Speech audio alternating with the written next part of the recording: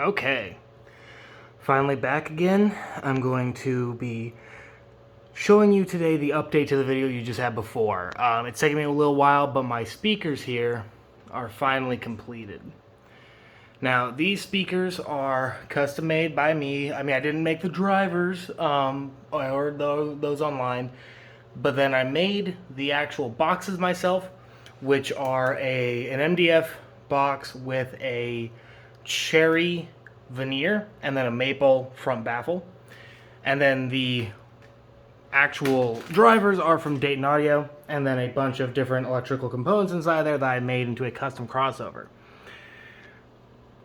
That's an aluminum woofer, about 5 inches, and a normal soft dome tweeter, and they are ported in the back, which you can see back here. Ported, and then they can support bi-wiring or bi-amping if you so desire to do that on this set. Now this is just a little project I did for myself. I just wanted to prove that I could do it, and funny story actually, I designed them wrong the first time thinking I didn't know what I was doing so that they would sound not neutral when I made them neutral, and instead they sound really, really neutral. So I apparently did have some idea. Now, I chose the 5-inch woofer and this fairly large box for a stand mount to try and get decent bass, and they played down to about 70 hertz. But it really, honestly, if I wanted to go and do this again, I would go with a 6.5-inch driver because bass is still a little lacking.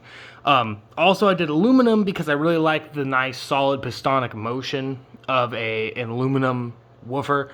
I like that they can go really high before they break up, because I crossed this at about 3200 hertz, and I like that the cone isn't going to be as susceptible to environmental changes or wear as a paper cone is, but it also made it way harder to drive that driver, so I needed to push something like, I think I had to add about 12 ohms to the tweeter to make this work, because otherwise the tweeter was dominating the entire thing.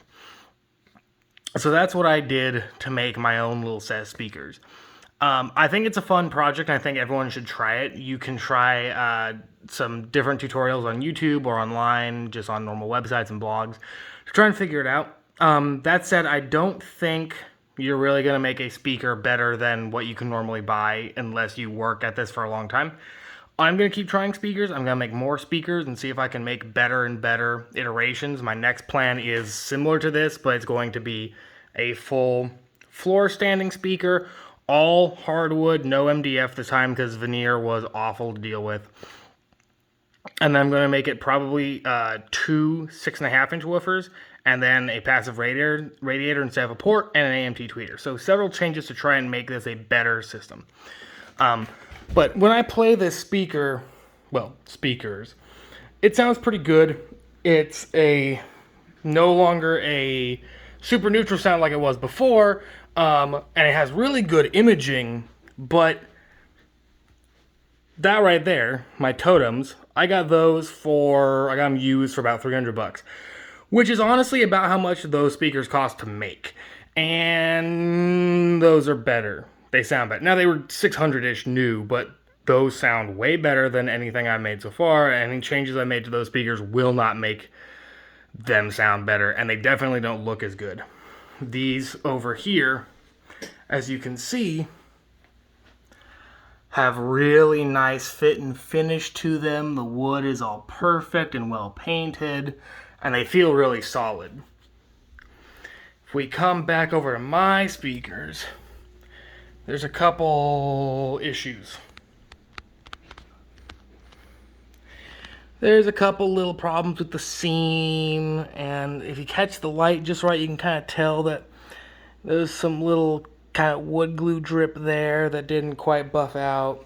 So, honestly, fun experience. I think everyone should try it, or at least everyone who enjoys speakers should try it at least once, but don't expect to outdo Klipsch or Martin Logan anytime soon.